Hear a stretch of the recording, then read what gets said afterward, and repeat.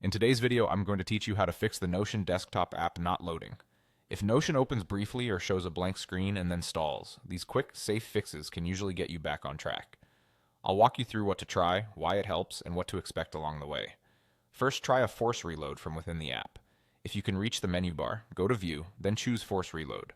This tells Notion to refresh its interface and reload all active components without closing the app. It's a simple way to clear minor glitches or hanging processes that can prevent pages and workspaces from appearing. Give it a few seconds after the reload to see if content resumes loading. If that doesn't do it, the next step is to reset local data.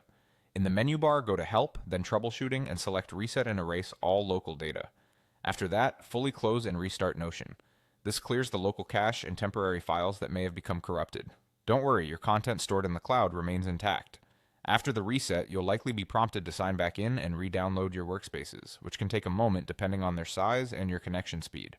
Speaking of your connection, make sure the internet is stable before you blame the app. Try loading a few websites or running a quick speed test to confirm things are working.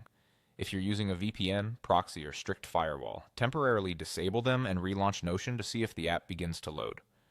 Some security tools can block Notion's syncing services without warning. If disabling them helps, you can re-enable your tools and adjust their settings later so Notion is allowed through. Remember to turn your VPN or security software back on after testing. Finally, try running the app with elevated permissions. Close Notion completely, then right-click the Notion icon and choose Run as Administrator.